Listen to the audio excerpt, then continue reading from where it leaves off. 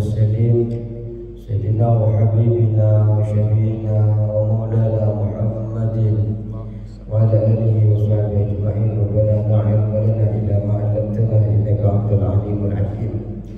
رب اشرح لي صدري ويسر لي أمري واحلل عقدة من لساني يفقهوا قولي. أما بعد, yang kami hormati segenap para asatidz, para hujjaj, para bapak-bapak yang hadir pada pagi ini, Al-Hasan Al-Fikri, Ketua 3M Masjid Jerusalem, Bapak Al-Ustaz Insinyur Supardi, dan beserta para pengurus, para penasihat, dan semua para asatidz yang hadir pada pagi ini. Semoga hadirnya panjenengan di majelis ini menjadi wasilah diampuni dosa-dosa kita. Amin ya rabbal. Bismillahirrahmanirrahim. Qala musannif rahimahullahu ta'ala wa nafa'ana bi ulumihi wa amadna bi asrarihi bi fadharain ya amin. Bismillahirrahmanirrahim. Wal maqalatu salisatu wassalasuna. Hari ini kita akan membahas tentang nasihat ke-33. Nasihat ini datangnya dari siapa? Ali bin Abbas radhiyallahu anhuma. Jadi nasihat yang datang kepada kita pagi ini adalah datang daripada Ibnu Abbas. Semoga Allah meridai mereka berdua, bapak dan anak ini. Apa nasihat? Annahu qala, bahwasanya beliau ini berkata, az-zuhdu az-salasatu akhrufin. Zuhud itu terdiri dari 3 huruf. Zuhud terdiri dari 3 huruf. Apa saja? Pertama zayun, yang nomor 2 haun, yang nomor 3 adalah dalun. Zuhud. Apa saja yang 3 huruf itu? Zayun wa hakun wa dalun ini adalah fazayu, maka ada berzay. Zayun itu adalah zadun lil ma'adi. Zanya daripada zuhdun itu adalah zadun lil ma'adi, bekal untuk di akhirat. Jadi zuhud itu bukan sekedar bahwa kita akan meninggalkan dunia, tidak menghiraukan dunia, tidak. Tapi zuhud menurut Ibnu Abbas, zatnya di dalam zuhud itu adalah, beliau mengatakan zadun lil ma'ad, bekal untuk di akhirat. Jadi orang yang suka mencari bekal untuk akhirat, maka sudah mau masuk kepada kata zuhud, tapi setidaknya zatnya saja, karena masih ada ha dan masih ada dan. Apa yang dimaksud dengan zadun lil ma'adi? Menyiapkan untuk di akhirat, bekal di akhirat, lil akhirati wa huwa taqwallahi ta'ala. Yang dimaksud mempersiapkan bekal di akhirat, mempersiapkan bekalnya untuk akhirat, wa huwa taqwallahi ta'ala, bekal itu ialah bertakwa kepada Allah Subhanahu. Fa inna khaira zadid taqwa, maka sesungguhnya bekal yang paling baik adalah takwa. Apa itu takwa, Pak?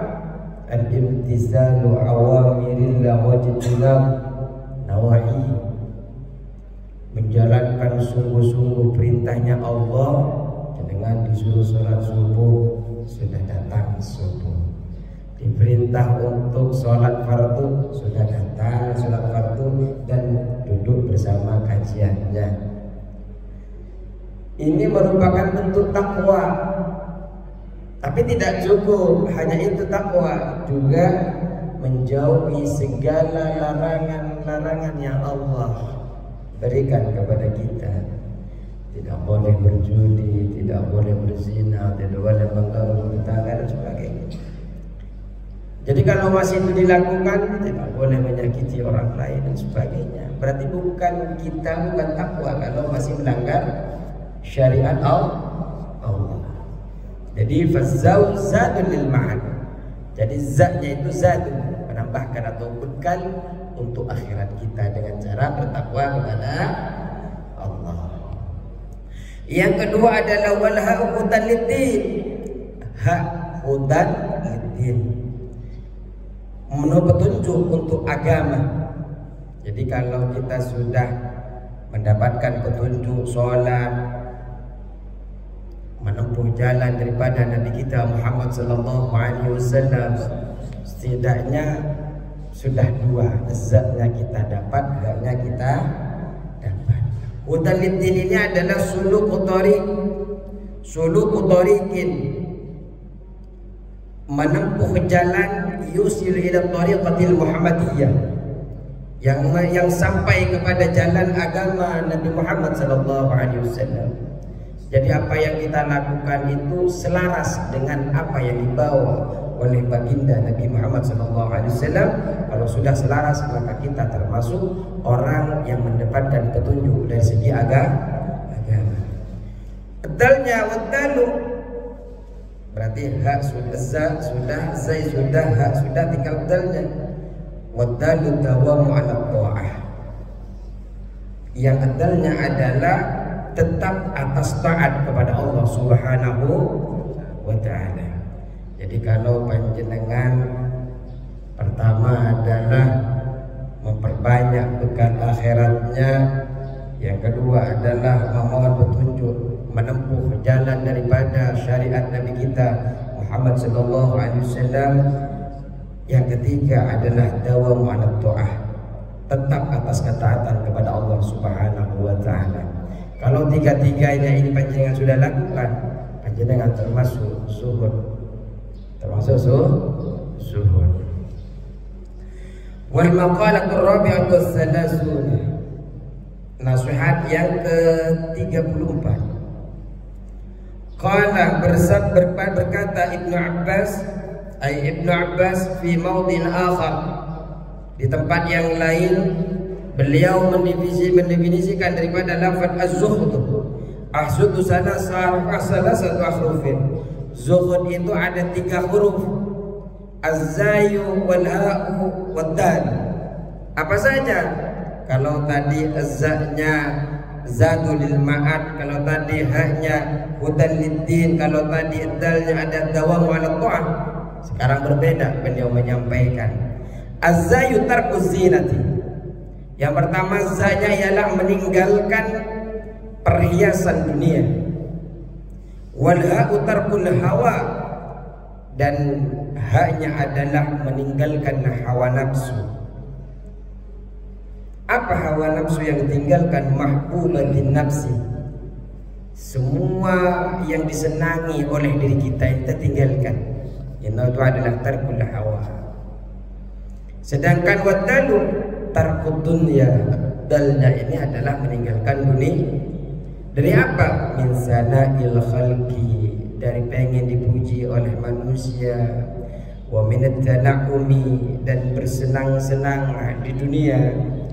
Wa tawassu' fil ma'akili wal masyaribi, dan dalam berbagai makanan memperbanyak makanan, wal masyaribi memperbanyak minum, wal malabisi wal masakini, dan pakaian dan tempat tinggal.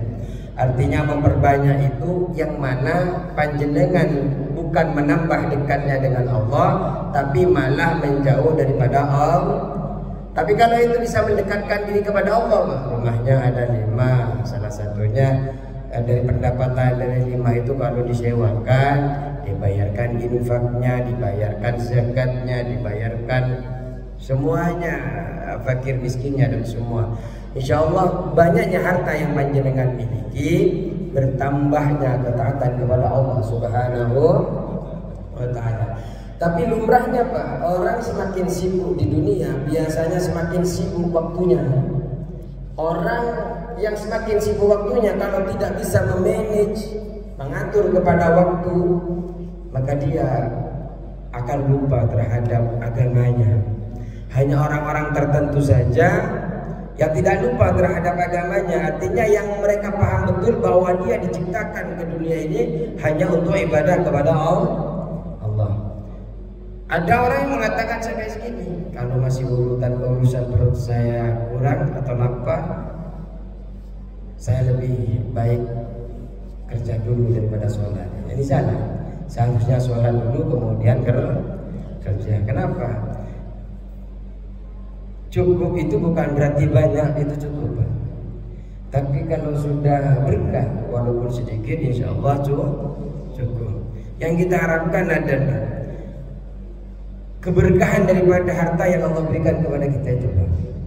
Makanya kalau yang kita pelajari sering itu adalah Allah juga melimpahkan keberkahan ketika kita menunggu waktu sholat di antara sholat yang lain. Contoh sekarang ini setelah sholat subuh kan, panjenengan nunggu hadirnya sholat duhur dengan niat saja Pak, bukan berarti di dalam masjid. Niat, ya Allah, saya ingin nunggu sholat duhur sambil bekerja. Setelah sholat duhur, ya Allah, saya ingin nunggu sholat asar. Setelah sholat asar, ya Allah, saya ingin menunggu sholat maghrib. Selain Allah berkahi hidupnya, karena di dalam perjalanan hidupnya yang selalu ingat adalah Allah, Allah, Allah, sholat. Kemudian apa? Ketika panjenengan bekerja, hasil dari para keringat panjenengan tetap masih ingat kepada Allah Subhanahu wa ta'ala.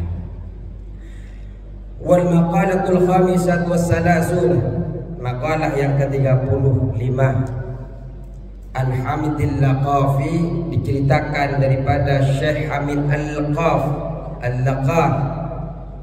rahimahullahu, semoga Allah memberikan rahmat kepadanya. Annahu atahu rajulun, suatu ketika beliau ini didatangi oleh seorang laki-laki Pak, seorang laki-laki. Faqala lahu ausini, laki-laki itu mengatakan kepada Syekh Hamidil Laqaf, berikan nasihat kepadaku wahai Syekh. Memang kita kebiasaan anak pesantren itu Pak, mencari para kiai sepuh sampai kepada beliau kita minta nasihat. Kiai, nasihati saya. Itu kebiasaan yang saya lakukan. Ada kiai sepuh di Tambun datang, gitu. Ada di kiai sepuh di Sukatani datang, nasihati saya. Ada di belakang Griasri 2 di pesantren, udah sepuh, kita datang, nasihati saya dalam dakwah. Ai bima yanfa'uni fid din, artinya meminta nasihat dengan sesuatu yang bisa memberikan manfaat di dalam agama. Ketika seorang laki-laki minta nasihat kepada Syekh Hamid ini, faqala, Syekh Hamid ini mengatakan, ij'al lidinika, jadikan, buatlah engkau terhadap agamamu itu khilafan, sebuah kantong. Jadi kalau ditanya minta nasihat, beliau memberikan nasihat, wahai laki-laki, buatlah engkau kantong untuk agamamu. Tahu kantong? Saku. Tahu saku? Khilafan kakhilafil mushafin, seperti kantong mushaf. Dulu itu mungkin kalau di kampung ada apa? Kantong-kantong Al-Quran itu biasanya Al-Quran digantung dulu. Kalau sekarang kan sudah rapi itu, dibuatin. Mungkin dulu belum ada besi-besi seperti itu dulu. Jadi digantung, kalau kita mau ngaji ambil ke atas, setelah ngaji ditaruh di kantong itu lagi. Kantong daripada mushaf itu wa ma yasunuhu 'alad das. Kantong itu adalah sesuatu yang akan menjaga agama dari kekotoran.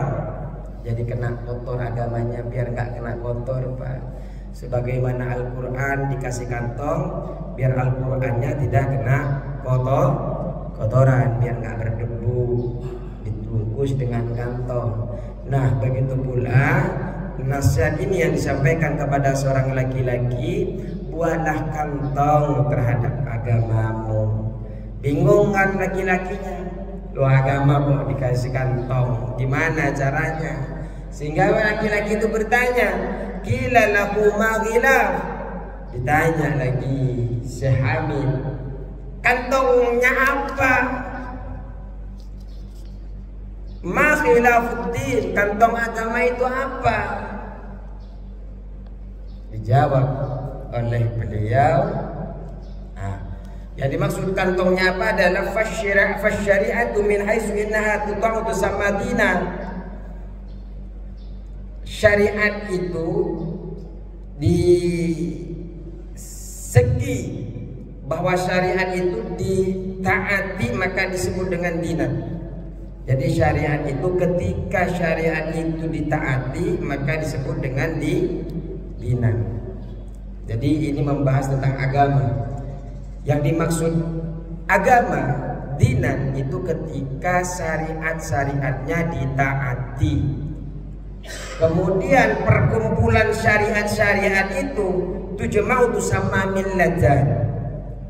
Jadi ketika panjenengan sudah mentaati disebutkanlah agama. Setelah panjenengan dikumpulkan itu syariat-syariat disebut dengan millah. Disebut dengan millah, kumpulan peraturan-peraturan agama. Jadi kalau hanya taat kepada sholat itu disebut agama. Tapi ketika panjenengan kumpulkan sholat, ngaji, pokoknya aturan-aturan agama itu dikumpulkan disebut dengan millah. Millat Ibrahim, agama Ibrahim. Artinya kalau sudah millah itu keseluruhan daripada syariat-syariat, aturan-aturan itu. Yang kedua, yang wamin haitsu innaha yurja ilayya itu sama madhaban. Kalau panjenengan sudah menjadikan rujukan agama itu, maka itu disebut dengan madhab. Makanya Imam Syafi'i itu disebut dengan madhab karena kita merujuk agama Islam kepada beliau. Cara Imam Syafi'i menjalankan Islamnya, menjalankan fikihnya, sehingga kita disebut dengan madhab Syafi'i. Kita kembali lagi kepada bahasan utamanya. Ketika ditanya apa kantong agama itu, dijawab oleh Syekh Hamid, qala lahu, beliau itu menjawab kepada laki-laki tersebut, wilafuddin tarkul kalam ila ma la budda minhu. Di kantong agama itu adalah meninggalkan pembicaraan kecuali perkataan yang mesti dia katakan. Artinya ngomong seperlunya saja. Ngomong seperlunya saja. Jangan berlebihan di dalam ngomong. Begitu juga kehancuran di masa lalu itu kan disebabkan 3. Bifudulil kalam, banyak ngomong, wa bifudulil tu'am, banyak makan, wa bifudulil manam, banyak tidur. Jadi bukan yang sekarang yang sering tidur, tidak. Saya hanya cerita kehancurnya masa lalu itu disebabkan 3 itu. Di antara adalah banyak bicara, tidak ada kepentingan dalam urusan dunia dan agamanya. Nah, yang ditanya oleh laki-laki tersebut, apa kantong daripada yang harus disiapkan? Kantong apa yang harus disiapkan daripada agama itu? Beliau mengatakan tarkul kalam ila ma la budda minhu. Jadi di antara kantongnya adalah meninggalkan pembicaraan kecuali yang dibutuhkan saja. Apa yang disebut dengan sesuatu yang dibutuhkan saja itu? Wa ma la yasulul maqsudu min umurid dunya illa bihi. Sesuatu yang hasilnya yang dimaksud itu akan tercapai dengan itu. Itu adalah mana budda minhu. Artinya perkataan itu kalau kita tidak dikatakan, maka pembicaraan itu hilang dari maksud kita. Bahasa mudahnya adalah apa maksud kita itu akan tercapai ketika kita mengatakan sesuatu itu. Nah, kita diperbolehkan ketika mengucapkan berkata sesuatu yang akan yang akan mencapai maksud kita. Lebih gampangnya berbicara yang kita butuhkan saja. Bicara yang kita butuhkan saja. Qala Sulaiman wa alaihi salam au Luqman, Nabi Sulaiman dan Luqmanul Hakim ini berkata, "Idza kana al-kalamu min fiddatin," apabila pembicaraan itu merupakan perak, kana sukutu min dhahabin, maka diam itu adalah emas.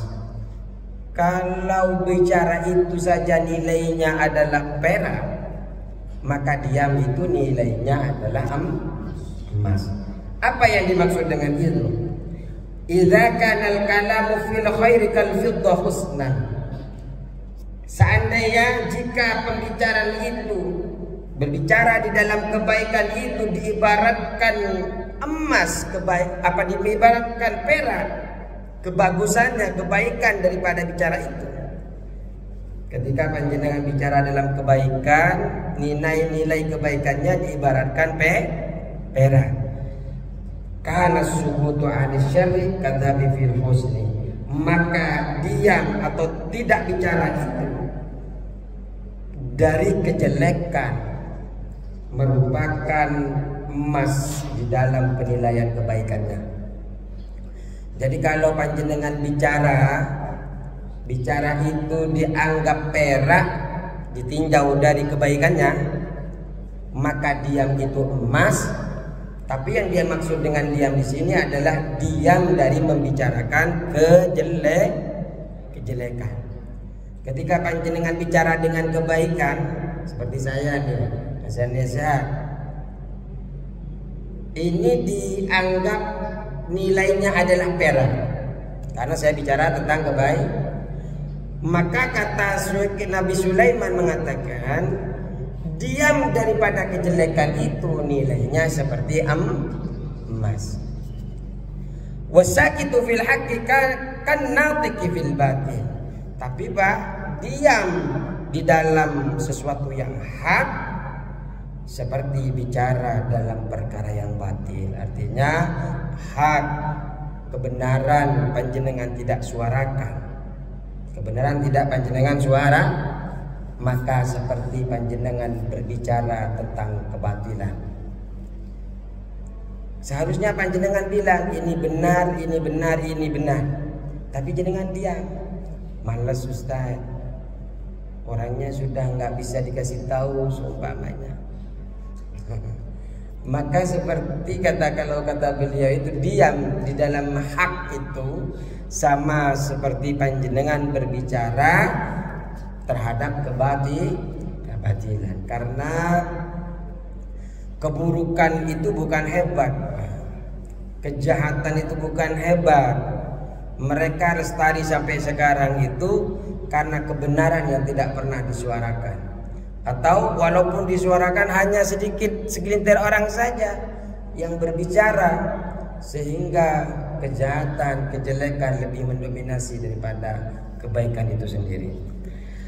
Wa tarkud dunya, dan meninggalkan dunia, minal amtiati, dari kesenangannya, illa ma la budda minhu, kecuali perkara yang tidak boleh tidak harus ada. Artinya panjenengan kantong agama diantaranya adalah tarkud dunya, meninggalkan dunia, kecuali yang mesti panjenengan ada dunia itu. Jadi dilakukan nafkah untuk istri, makan sehari 4 kali umpamanya. Berapa kali jenengan makan? 2 kali, 3, 4, 3. Jadi kalau makan 3, maka makan saja 3. Kalau sampai makan sampai 6, berarti ada sesuatu yang lebih di dalam makanan panjenengan. Seharusnya makan 3 sudah cukup, 4 sudah cukup, tapi panjenengan tambahkan sampai 6. 1 piring sudah cukup, jenengan tambahkan sampai 5 dalam 1 kali makan. Berarti panjenengan tidak termasuk tarkud dunya. Karena panjenengan ini Pak, ketika menikmati dunia, maka nikmati sekedar yang panjenengan butuhkan. Selebihnya panjenengan bisa simpan untuk keluarga, untuk masa depan, untuk agama dan sebagainya. Selebihnya lagi untuk ibadah, orang yang fakir miskin, kalau ada kelebihan nisab dalam hartanya, maka bayar zakatnya. Jadi Kalau dalam perut kita itu kan sepertiga nafas, sepertiga makanan, sepertiga juga adalah isi minum. Semua diisi nasi. Ngantuk nanti panjenengan. Wa tarkul mukhalatatin nas ila ma la budda minhu, dan meninggalkan bergaul dengan orang kecuali pergaulan tidak boleh tidak dilakukan. Jenengan dalam bergaul juga harus hati-hati, Pak, dalam menjaga agama. Ini adalah kantong agama. Kenapa? Karena panjenengan ketika salah bergaul, maka panjenengan akan dibawa. Banyak orang yang terkadang saya ingin mewarnai Ustadz, masuk ke tempat-tempat yang tidak baik. Akhirnya bukan dia yang mewarnai, malah dia yang diwarnai. Bukan dia yang malah mengajak kepada agama, tapi dia yang kebablasan masuk ke sana. Jadi panjenengan itu di dalam mengkantongi agama itu, agar agama itu tidak kotor, maka bergaullah seperlunya. Bergaullah yang bisa memberikan manfaat kepada agama, bisa memberikan manfaat kepada dunia. Artinya bergaul kalau tidak ada manfaatnya tidak perlu. Apalagi bisa menjauhkan panjenengan dengan agama, dengan Allah Subhanahu wa taala. Maka itu akhirnya mengotori agama panjenengan pada suatu saat nanti. Wan nasu tanqasimu ila arba'ati aqsamin. Dan manusia itu terbagi menjadi 4 bagian. Manusia dibagi menjadi 4 bagian. Kama qala Sayyidi Abdul Qadir Jailani, sebagaimana ini dikatakan oleh Syekh Abdul Qadir Jailani. Apa saja? Rajulun la lisana lahu wa la qalba. Ada laki-laki tidak punya lisan, tidak punya hati. Jadi maksud tidak punya lisan diantaranya dia tidak bisa berkata baik, wala qalba, dan tidak punya hati, tidak punya empati, tidak punya rasa, tidak punya kasih sayang. Wa wal asi al-arul wabiy. Orang ini adalah orang yang durhaka, yang tercela, lagi bodoh. Fahdar an takuna minhum. Maka waspada engkau dengan orang yang tidak punya lisan dan hati ini. An takuna minhum wa la takun fihim, dan janganlah engkau berdiri di sisinya. Tidak perlu panjenengan bersama dia. Kenapa? Fa innahum ahlul adzab. Karena orang ini termasuk ahli siksa. Nanti dia ini akan disiksa. Jadi manusia pertama adalah kelompok manusia pertama tidak punya lisan, tidak punya hati. Ini yang harus panjenengan waspadai. Kenapa? Karena dia orang ahli maksiat dan orang yang bodoh, orang tercela. Yang kedua adalah rajulun lahu lisanun bila qalbi. Ada laki-laki yang memiliki lisan tapi tidak memiliki hati. Siapa itu? Fayantiqu bil hikmah. Orang yang berkata hikmah, ya seperti saya nih, Pak. Berbicara tentang hikmah. Begini, Pak, neraka begini, surga begini. Wala ya'malu biha. Akan tetapi tidak beramal. Artinya apa yang saya sampaikan saya tidak kerjakan. Yad'un nasa ila Allah Ta'ala. Ia menyuruh taat kepada Allah, ia menyuruh orang-orang, hikmahnya itu menyuruh orang-orang bertakwa kepada Allah Subhanahu wa taala, wa huwa yafirru minhu. Sedangkan dia malah lari daripada Allah Subhanahu wa taala. Faqad minhu. Maka jauhi orang yang seperti ini, Pak. Kenapa? Li'alla yakhtafaka biladini lisani. Agar panjenengan tidak terpengaruh dengan manisnya ucapannya. Fatahriqaka naru ma'asihi. Maka jadi sebab membakar kepada engkau naru ma'asihi, api maksiat-maksiatnya. Wa yaqtuluka natnul qalbi, dan juga membunuh kepadamu natnu qalbihi, bau busuk hatinya. Ini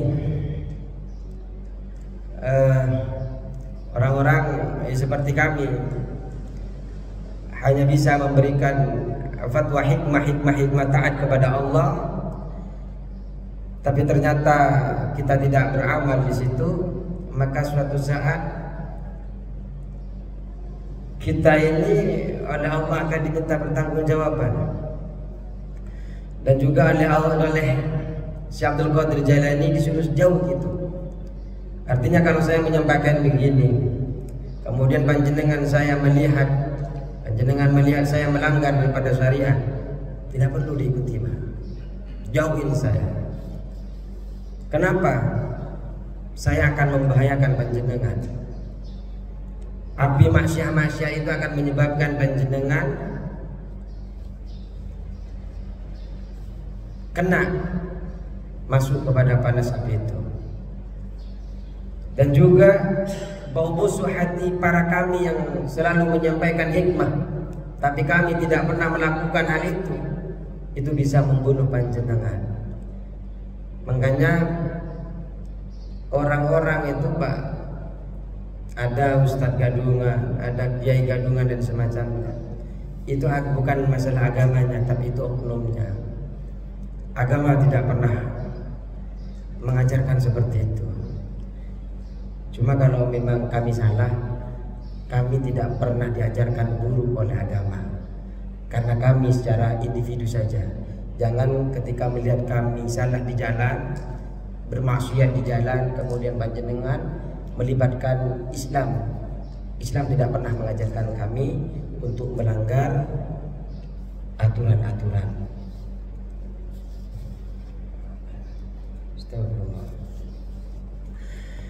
Yang ketiga adalah warajulun lahu qalbun bila lisan. Yang ketiga adalah laki-laki yang punya hati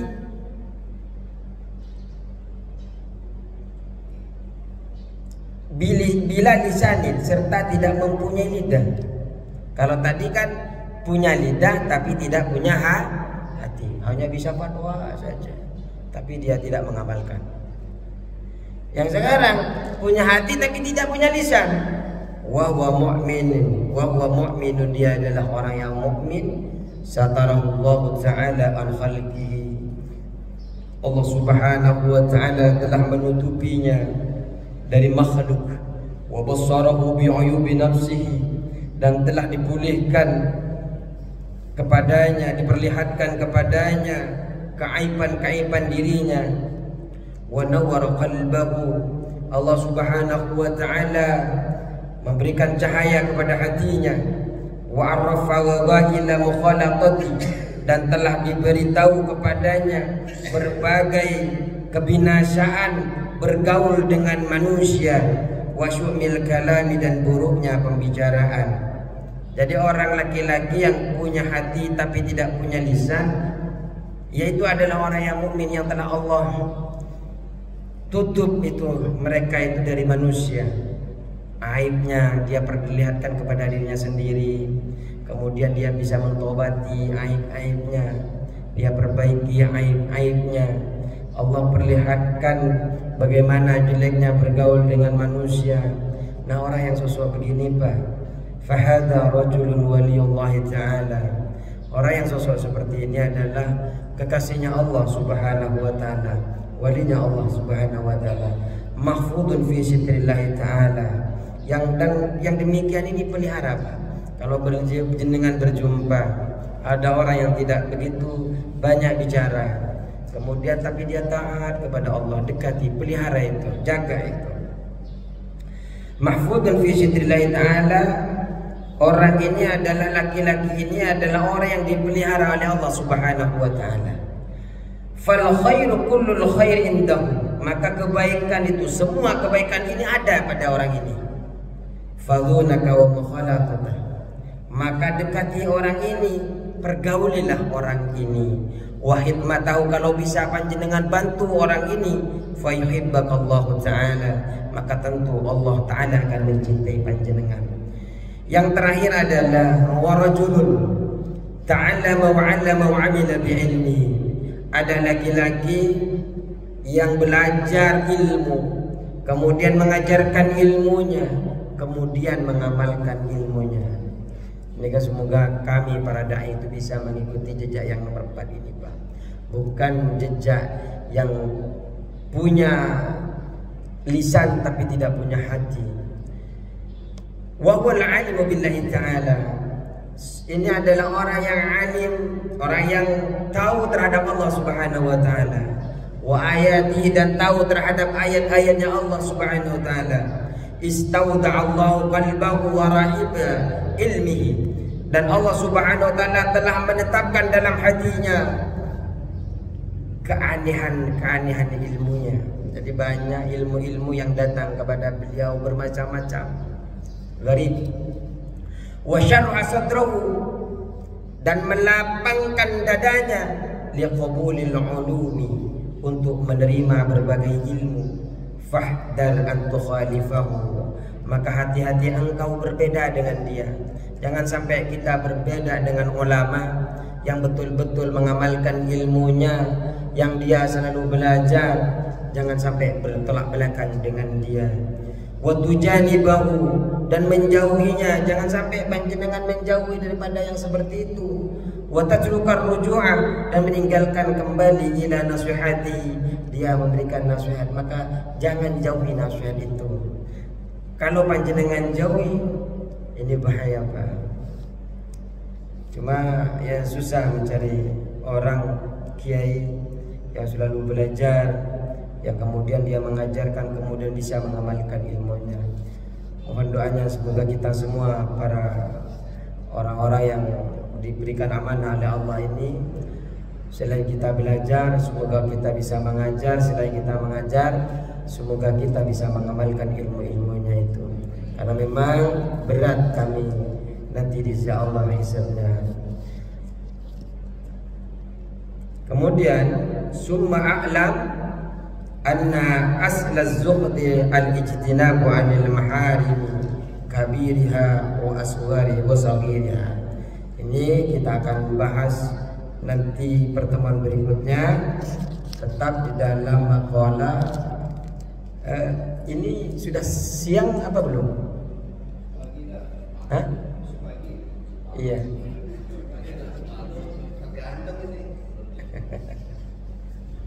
Ya, saya selesaikan saja sebentar ya. Summa ilam anna asal az-zuhdi al-ijtinabu 'anil maharim. Ketahuilah bahwasanya asal zuhud itu adalah menjauh dari perkara yang diharamkan Allah Subhanahu wa taala. Kabiriha wa saghiriha, baik dosa, baik yang haram itu kecil ataupun haram itu besar. Jadi kalau jenengan bisa meninggalkan sesuatu yang haram, baik yang haram itu dianggap kecil sama panjenengan atau yang haram itu dianggap besar, ketika panjenengan meninggalkannya, panjenengan bisa disebut dengan zuhud. Li'anna man la wara'alahu la yasihhu lahu zuhdu. Orang yang tidak wara', makan suka barang haram, maka dia tidak disebut dengan zuhud. Wa ada'u jamil fara'idi yasiriha wa asiriha. Dan yang disebut dengan orang zuhud, asal daripada zuhud itu adalah menunaikan semua fardu-fardu yang mudah-mudah ataupun yang sulit-sulit. Kita jangan hanya mengambil yang mudah-mudahnya, yang sulit-sulitnya ditinggalkan. Kalau panjenengan bisa yang sulit dikerjakan, yang mudah dikerjakan, maka panjenengan termasuk orang yang melakukan tentang kesuhudan. Li'anna ma la taubata lahu la tasihul inabah. Karena sesungguhnya orang yang tidak taubat, maka baginya tidak sah dianggap kembali kepada Allah Subhanahu. Panjenengan kalau tidak taubat tidak termasuk orang yang kembali kepada Allah Subhanahu wa taala. Fataubatu al-qiyam bi kulli haqqi rabbi. Orang yang disebut, orang yang taubat itu adalah menjalankan semua hak-hak Tuhannya. Dia disebut dengan taubat. Sedangkan yang disebut kembali kepada Allah gimana? Wal inabatu wa ikhrajul qalbi min adh-dhulumatis subuhat. Yang disebut dengan inabah, kembali kepada Allah, mengeluarkan hati daripada kegelapan subhat. Apa subhat itu? Yang samar-samar subhat. Al halalu bayyinun wal haramu bayyinun. Halal jelas, haram jelas. Yang di tengah-tengahnya, ini halal apa haram ya? Oh, kalau nggak jelas seperti namanya syubhat. Terus watarku dunya ala ahliya qaliliha wa kasriha, meninggalkan dunia terhadap ahli-ahlinya dunia itu yang sedikitnya dunia atau banyaknya dunia. Jadi panjenengan yang tidak butuh sama panjenengan tinggalkan saja. Li'anna man la qana'ata lahu la yasilahu tawakkul. Karena orang yang tidak qanaah, tidak sederhana hidupnya, dia tidak disebut dengan tawakal. Orang tawakal itu man la tawakkal man la yatawakkulu wa man la tawakkulu lahu la yasihu lahu taslim. Orang yang tidak tawakal maka dia tidak disebut berserah diri kepada Allah Subhanahu wa taala. Fatawakkul, adapun tawakal itu huwa siqatu bima indallahi, percaya kepada Allah Subhanahu wa taala, wal ya'su, dan putus asa amma fi aidin nasi, dari perkara-perkara yang ada di tangan manusia. Artinya tawakal itu kita percaya kepada Allah tapi tidak percaya, maksudnya kita putus asa. Putus asa begitu manusia. Manusia itu bukan penentu kehidupan saya.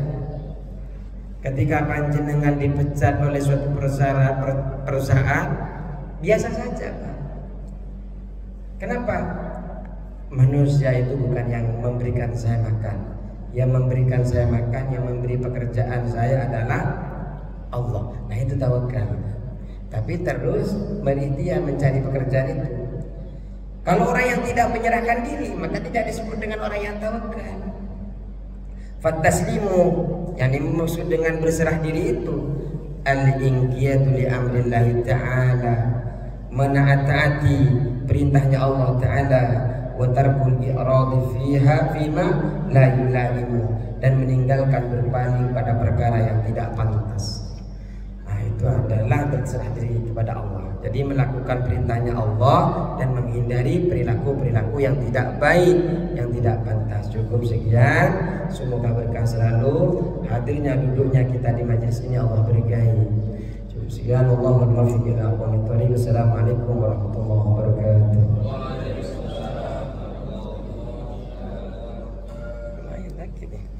Lama berarti.